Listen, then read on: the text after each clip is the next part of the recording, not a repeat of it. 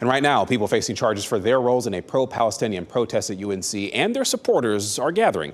They plan to speak ahead of their court appearance this morning. And WRAL's Kelsey Coffey is at the Chapel Hill courthouse. I did see in your camera a little bit ago, Kelsey, that they were meeting there. Tell me a little bit about what you've heard so far. Chris, just about 10 minutes ago, we started to see some people gather, and now more are coming now. So this is at least over a dozen people here outside of the Chapel Hill courthouse.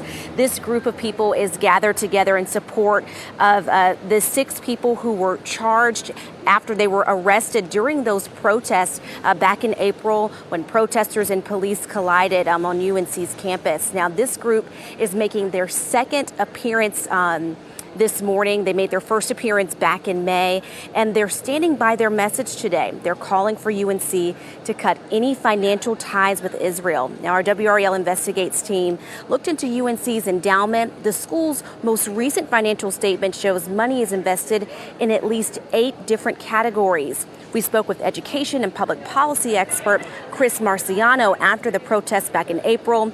He says tracking every company in those investments is difficult. It would be very, very, very, very hard to understand which companies are contracting with companies who are contracting with companies who are contracting with companies who are doing business in Israel. And that's the level of detail that student protests are asking for.